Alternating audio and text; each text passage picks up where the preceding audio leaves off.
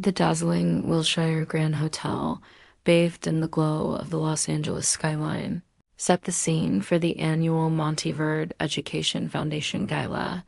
It was a spectacular event with scented candles, silk-draped tables, and a soft piano melody, transforming the rooftop into a dreamscape. This marked my first public appearance in years, a return to the high society world I deliberately stepped away from. But I wasn't there for the glamour. I had a deeply personal reason, and I wasn't alone. I entered with four young people, tall, elegant, each possessing a distinct presence, yet moving with a unified grace.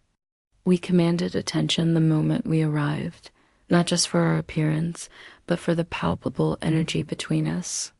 Eyes followed us from every direction, but one gaze cut through the room, making my heart skip a beat. I turned, and a familiar ache settled in my chest. It was Gabriel Whitmore, the man who once meant everything to me, who promised to stay until he discovered I couldn't have children. The day he walked away without a backward glance, it felt like my soul shattered with every step he took. 17 years. That's how long it had been since he left. Gabriel stood amidst the crowd, impeccably dressed in a tailored tuxedo. His salt and pepper hair was neatly swept back, his eyes as deep and sharp as I remembered. But this time, I caught something new in them. Confusion. He looked at me, then at the young people beside me, and I watched that confusion morph into panic. He saw what couldn't be denied. Each face, each feature carried a part of him.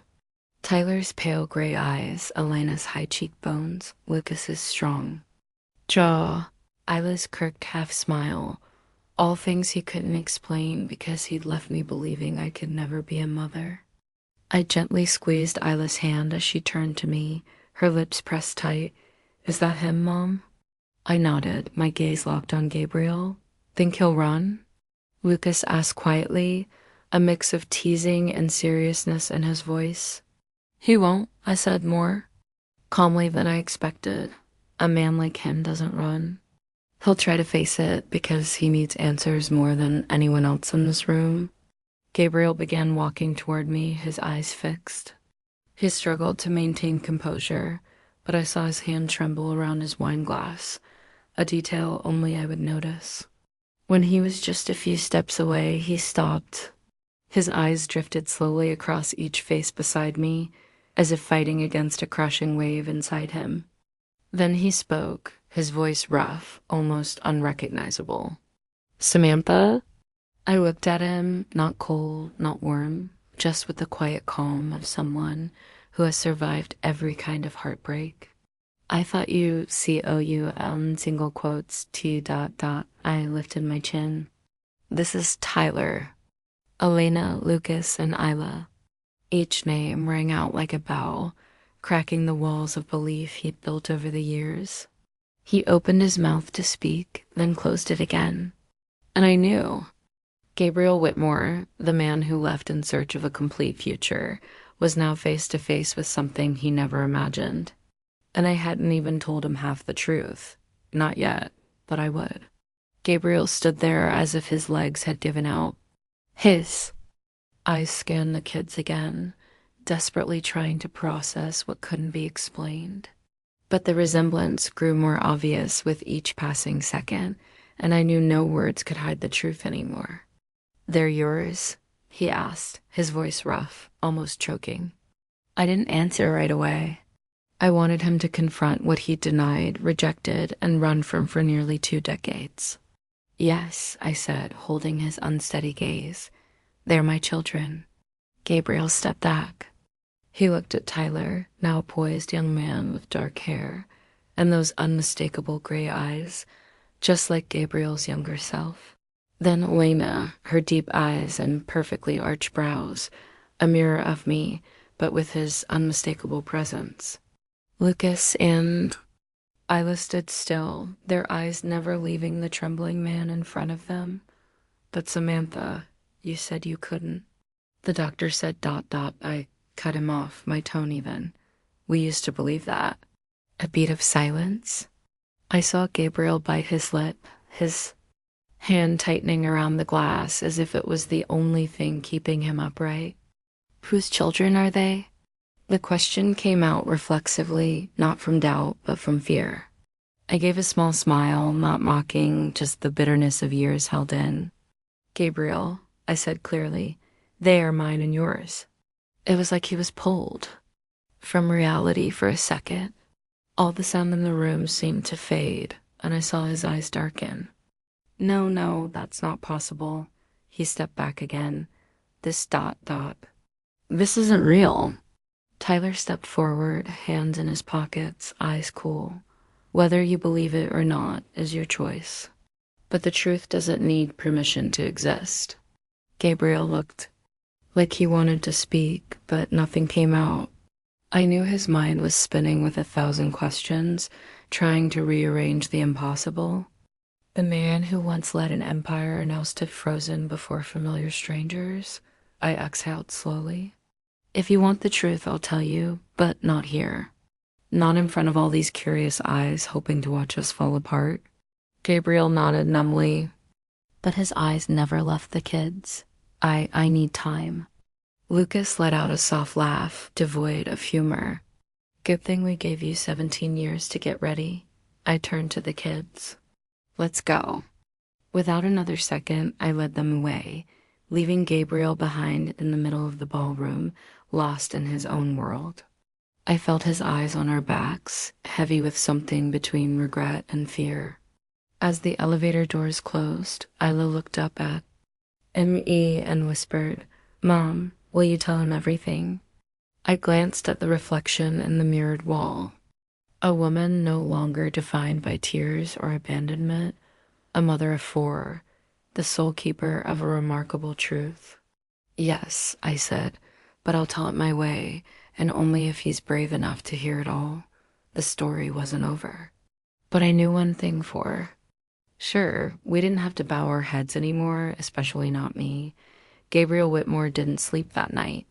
He left the gala in a daze, haunted by the faces of 4 young strangers, each expression slicing through the shell he'd built over the years. Every step back to his penthouse felt heavy, every wall a reminder of what he'd once walked away from. The next morning, Gabriel called his private assistant, Mason. Mason, he said, his voice low and tense, I need you to look into everything. You can find about Samantha Everett, especially after 2007. Medical, financial, legal, anything. Mason, discreet, sharp, and fiercely loyal, didn't ask why. He simply replied, I'll get started right away, sir. Gabriel barely left his desk all day.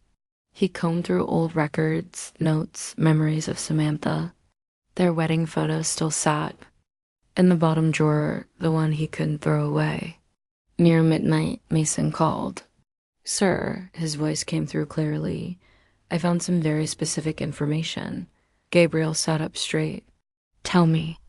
Samantha entered a reproductive research program in late 2007, an experimental project called Novagenesis, led by Dr. Alden Rives. The program was highly confidential, focused on restoring fertility using stem cells and egg reactivation techniques. She was a participant? Gabriel asked, his heart pounding. Not just a participant, Mason said slowly. She was one of the first 2 successful cases. Gabriel couldn't respond. He was silent for a moment, then asked, anything on the children? Birth records, hospital files. I accessed encrypted medical files, Mason replied, his voice lower. All 4 children, Tyler, Elena, Lucas, and Isla, were born at Briarwood Medical Center within 2 years of her treatment. Each has DNA records, and Mason paused. Gabriel held his breath. They're all biologically yours, sir. DNA matched 99.97%. The world around Gabriel felt frozen. He set the phone down on his desk, unable to take his eyes off the screen where each child's profile was displayed. Name, date of birth, blood type, and a line that was impossible to deny. Father, Gabriel Whitmore. Mason was still speaking on the phone, but Gabriel no longer heard a word. A hollow feeling settled over him, not because he had been deceived, but because he had been the one to slam the door shut 17 years ago and now stood outside, hoping it was still open. He sat in silence for hours, staring at the ultrasound image. Attached to Elena's hospital file, his eldest daughter. That should have been the moment he was there. That should have been the first image he saw with joy, not regret. Near dawn, Gabriel said only one thing when he called Mason back. I need to meet Dr. Alden Rives as soon as possible. The truth, like an underground current, had risen, and this time Gabriel knew he no longer had the right to run. Elsewhere in the city, Samantha, still didn't know what Gabriel had discovered. But when I saw his eyes night, I knew. One thing for certain, he wasn't walking away. And maybe, just maybe, it was time I told the whole story my way. Every detail, every choice, every impossible moment that led to the birth of those 4 lives. And the reason I never went looking for Gabriel, it wasn't because I hated him. It was because I needed him to choose to come back, not for a title, but for the truth. 3 days after the gala, the doorbell rang on a quiet afternoon. I already knew who it was. I didn't need to check the people. The air itself seemed to pause as I opened the door. Gabriel stood there, not in a polished tuxedo, but in a rolled-up gray shirt, his tie stuffed into his coat pocket. He looked exhausted, like he hadn't slept since the night we saw each other again. I said nothing. I simply stepped aside and let him in. This house had been my sanctuary with the kids. Now, Gabriel was stepping into a world he had left before it even existed. Isla spoke first. She had just come from the kitchen, holding a steaming mug.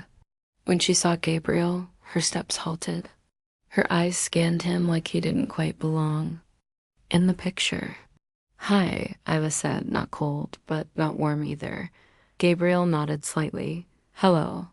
I walked into the living room, leaving the door open behind me. Soon all 4 kids were there. Tyler, Elena, Lucas, and Isla scattered across the sofa, facing the man they had never known but had always wondered about. Gabriel stood in the middle of the room. No one invited him to sit, and I didn't say a word. He took a breath and began, I know I don't have the right, but I can't keep living without facing this. I need to know, and I need to be heard. Lucas crossed his arms, his gaze sharp. Heard for what? To make yourself feel better for leaving before we were even born? Gabriel swallowed hard. I know. Samantha once told me. You didn't know, Tyler cut in, his voice calm but heavy. You didn't know about us. But you knew Mom. You knew the kind of person she was. Did it ever cross your mind that if she chose to be a mother, there was nothing that could stop her? Gabriel was silent. I saw the turmoil in his eyes, an emotion I had never seen back when he walked away nearly 2 decades ago. Elena tilted her head, her eyes unreadable. If you'd known back then, if you knew there was a chance to have kids with Mom, would you have stayed? The question landed like thunder in a still afternoon. The room fell silent. Gabriel didn't answer right away. He walked toward the window, looked out, then turned back. I want to say yes, that I would have stayed. That I would have fought for it. He paused. But if I'm honest, who I was back then, I don't know. I was scared. Scared of a life I hadn't chosen. And the truth is, I chose to leave.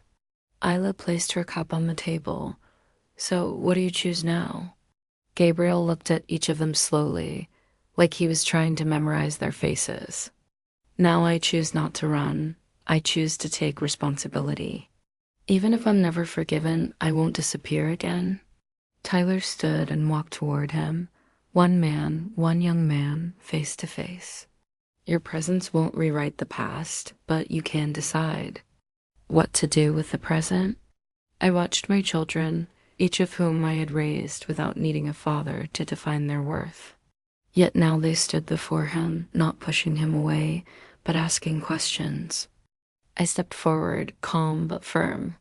If you came here hoping to be welcomed, I can't promise that. But if you came to take responsibility, this door won't be locked. Gabriel nodded. For the first time, his eyes held something other than ambition or control. They held the desire to try again, even if only a little. Lucas shrugged. We don't need a dad, but sometimes it's not the worst thing to have someone willing to listen. Gabriel gave a small smile, a rare one, full of regret, but open. He came back again that Sunday afternoon, unannounced. This time he brought a file folder and a box of waffle cookies from the bakery I used to love, the one that closed down nearly 8 years ago. He remembered, or at least tried to.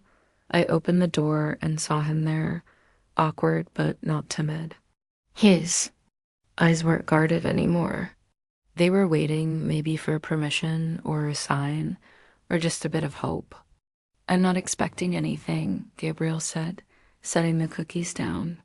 I know I can't make it up, but I want to get to know them. I sat across from him, keeping my distance. I'm not stopping you, but this isn't up to me anymore. He nodded. I understand. At that moment, footsteps echoed from the stairs. The kids had just returned from the movies. They entered the room, sunlight glowing on their hair and shoulders. Isla noticed Gabriel first, her eyes briefly surprised. Then Elena, Tyler, and Lucas, each with their own reaction. Suspicion, curiosity, a bit of caution.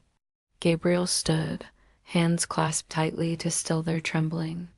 I know I don't deserve it, he began, but I'd like the chance to get to know you, if you'll allow it. Lucas raised an eyebrow, his voice dry. Get to know us how? Picnics, Sunday dinners, birthday cards for the next 17 years? Gabriel didn't argue. Nothing at all, if that's what you want. I'll be here when you need me. Or if you ever just want to know. Tyler stepped closer, locking eyes with him. You sure about that? Gabriel nodded. I don't know where to start, but I'll be here. Even if it's just to listen. The room felt quiet. Time seemed to pause, the outside world fading away, leaving only the sound of steady breathing and the weight of possibility. Isla turned to me. What do you think, Mom? I shook my head gently. I've already walked my path. The rest is up to you. Elena placed her bag on the couch, then looked at Gabriel. Do you have a car? Gabriel blinked. Yes. Then take us to the ice cream shop at Clover and Vine. It's open until 8. We can start with something simple. Gabriel nodded, smiling. For the first time that day, not wide, but sincere. Lucas sighed. I'll go. Not for him. Just because the ice cream there is actually good. Tyler turned to me. You want to come? I shook my head and smiled. Not this time. You go. As the door closed behind them, I sat by the window. The sunset stretched across the neighborhood like a bronze blanket. I didn't wish for a miracle. I wasn't expecting magic. But even the smallest first steps are still steps worth taking. That night, when the kids returned, they didn't say much. Just a few comments about the new ice cream flavor, how Gabriel mispronounced an order, and how he left his car keys at the counter. Those little things, clumsy, real, unpolished, were the clearest signs that something had begun. A second chance, even late, is still a chance. And this time, I wouldn't be the one to stand in its way. Gabriel began showing up regularly, but never forcefully, never demanding attention. He quietly sent messages to each of them. Not long, not dramatic, just, if you're free, I'm at the little bookstore near campus. Found some interesting titles, or discovered a sandwich place near the dorms. Saving it for next time if you're curious. At first, the kids didn't reply, but slowly, each one began to respond in their own way. Tyler was first, the most reserved yet too curious to resist. One day after class, he walked into the cafe where Gabriel was waiting. No announcement, no handshake, just pulled up a chair and said, "I've got 30 minutes. If you want to ask something, do it." Gabriel didn't ask. Instead, he told a ridiculous story about losing his wallet in college and having to photocopy IDs to survive. It was so absurd that Tyler burst out laughing, a rare laugh, unexpectedly sparked in their first real conversation. Elena was different. She kept her distance, always leaning slightly toward the door as if ready to leave at any moment. But when Gabriel casually mentioned a local art exhibit, her passion, her eyes lit up. By their second meeting, she brought her sketchbook. They talked for nearly 2 hours. Not once did she say the word father. Lucas, sharp, cautious, and never easy, challenged Gabriel with probing questions. Why now? What if we don't let you in? Gabriel never had perfect answers. But each time he looked him straight in the eye and said, "I don't have the right answers, but I'm not disappearing again." And slowly, Lucas stopped flinching when Gabriel said his name. Isla was the last to open up, but the fastest to change. Once she did. One rainy afternoon, she texted Gabriel, "Bus stuck. You free?" He showed up in 12 minutes with a raincoat and a small umbrella. She didn't say much during the ride, but when she got out, she left a note in the glove box. "Thanks for coming. I watched everything from afar. I didn't interfere, didn't guide. I simply observed quietly as the changes unfolded, like a mother standing at the edge of a river, watching her children choose their own bridges to cross." One late evening, after all four had returned home, I saw them gathered around the kitchen table, chatting aimlessly. Tyler talked about the art exhibit he went to with Elena and Gabriel. Lucas teased Isla for calling him this year's most weatherman. Elena just smiled quietly as Lucas mimicked Gabriel's voice when he got lost. I didn't join the conversation. I stood at the doorway, hands wrapped around a warm cup of tea, feeling something slowly growing between these people who were once strangers. As I headed upstairs, my phone buzzed. A message from Gabriel. "Thank you for not closing every door." I stared at the screen for a long time but didn't reply. Not because I was angry, but because I wasn't ready to say thank you. Because deep inside, one question still hadn't been answered. The real reason he left back then. Was it really just because I couldn't have children? Or was there something else? Something he still hadn't found the courage to say? One early autumn evening, with a chill in the air and yellow leaves covering the sidewalks, Isla walked into the kitchen with a question that brought everything to a halt. "Do you ever regret it?" It sounded gentle, almost like a sigh, but coming from Isla, our youngest, the softest and most sensitive of them all, it carried a weight no one had dared touch until now. Gabriel was slicing apples. His hand froze mid-motion. The knife tapped softly against the cutting board, then went still. He looked up and met Isla's eyes that mirrored a younger Samantha's, clear but piercing through every woe. No one said a word. Tyler, Elena, and Lucas all turned toward Gabriel as if they too had been waiting for that answer. Gabriel set the knife down, wiped his hands on a dish towel, and pulled out a chair across from Isla. He didn't deflect. He didn't sigh. He just sat in silence for a long beat before speaking in a low, hoarse voice, raw and honest. "Yes," he said, "every single day." Isla tilted her head. "What do you regret?" Gabriel looked at each face around the table. Memories that had never existed in his life, yet now felt achingly real. "I regret not being brave enough to stay," he said, "for letting fear overpower love, for walking away instead of fighting, and most of all, for missing every single one of your..." First, no one interrupted. There were no excuses, no justifications. Gabriel continued, his voice steadier now. "I once thought I needed a perfect family, the kind everyone expects. But in the end, what I truly needed are the people sitting right here. No matter how late I realized it, Lucas still had his arms crossed, but his eyes had softened. Elena rested her chin on her hand, no longer watching him with skepticism. Tyler gave the smallest nod, barely noticeable. Only Isla kept her gaze steady. So what do you want now? Isla asked. Just one thing, Gabriel replied. The chance to not miss anything else, if you'll let me. A long silence followed. Not heavy, but contemplative. The kind of silence where hearts weigh old wounds against the possibility of something new. That night after the kids went upstairs, I walked into the kitchen. Gabriel was still sitting there, eyes on the window where the first winds of fall rustled through the trees. I heard everything, I said, pulling out a chair across from him.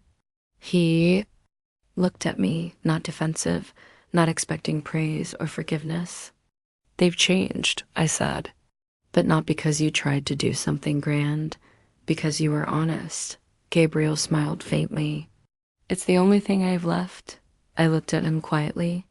And sometimes that's all it takes. He nodded, eyes never. Leaving mine. What about you? I knew that question would come, but I didn't have an answer. Not because I hadn't forgiven, but because some wounds no longer hurt yet still leave scars. I still have something I need to ask you, I said, but not tonight. Gabriel understood. He didn't press. When he left, I stood at the porch, watching. His silhouette disappear into the soft glow of the streetlights. Part of me felt lighter, part of me remained cautious. Because sincerity is the beginning, but to keep trust, that takes more. And I knew the real test was still ahead. Gabriel began visiting more regularly, but never crossed any lines. He didn't overstay, didn't disrupt the kids' routines, never asked anything of me. Sometimes he helped Ayla with her science presentation, escorted Elena to a local photo exhibit, or played chess with Tyler late into the night. With Lucas, it was still a push and pull, but at least he no longer walked away when Gabriel showed up on the porch. And me? I didn't interfere, I just watched. I watched how Gabriel tried, without rushing, without scheming, like he was carefully patching a fabric that had long since worn thin. I saw the way he looked at the kids, how he gently stepped into each moment as if he'd found a treasure he thought was gone. And I watched myself, a woman who once resented him so deeply she wanted to forget his name, now feeling her heart soften in the most unsettling way. One late evening, after the kids had gone upstairs, I brewed 2 cups of tea and walked out to the back porch where we could see the shimmering city lights in the distance and hear autumn winds whispering through the old maples. Gabriel was there, leaning lightly on the railing, quietly watching. I handed him a cup, and we said nothing for a while. This view, he said softly. You once dreamed of sitting here every night with the kids, your husband, and a cat named Felix. I laughed, unable to hide it. I hate cats. I know, Gabriel smiled, but you still said it. Back then you thought dreaming a little might make the pain easier. I didn't deny it. It did. Back then, I thought you were the irreplaceable part of that picture. Gabriel turned to me, his eyes catching a faint glow in the dark. I don't want to go back to that time, he said gently, because I know I ruined it. But if I could, I'd like to help you paint a new one. Not the same as before, not perfect, but maybe something different. I gripped my mug, its warmth spreading to my fingers. But inside, I felt another kind of wind, a wind of hesitation and a question that had never been answered. Gabriel, I said, locking eyes with him, the day you left, was it really just about the children? He froze. The wind blew stronger, as if even nature was holding its breath. No, he whispered, eyes dropping. His voice grew heavier. That was the easiest part to say. But the truth is, I panicked. I looked at the future and didn't see myself as someone good enough to stand by you. You were so strong, and I was weaker than I ever wanted to admit. His answer hit me not because it hurt, but because it felt like the missing piece finally falling into place. I remember thinking, I said quietly, if you had just said that, we could have found a way together.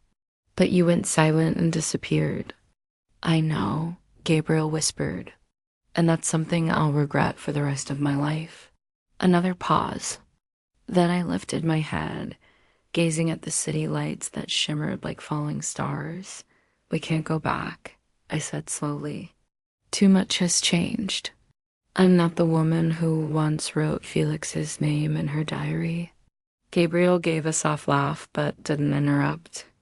But I continued, if you truly want to stay for the kids, for yourself, and if you're willing to accept an imperfect beginning. I turned to him, meeting a gaze filled with longing but no pressure. Then maybe we can become something else. Gabriel said nothing. He just nodded. And for the first time in nearly 20 years, we stood side by side with nothing broken between us. Samantha's story reminds us that sometimes the deepest wounds become the foundation for the most lasting healing. The past may be filled with pain and misunderstanding, but honesty, patience, and accountability can open a new door. Not to what was, but to something more real. In life, we can't undo our mistakes, but we can always choose how we move forward with courage and grace. What do you think about Samantha's journey and the choice she made? Would you give someone a second chance after being abandoned? Share your thoughts in the comments and don't forget to follow the channel for more heartfelt stories about family and resilience.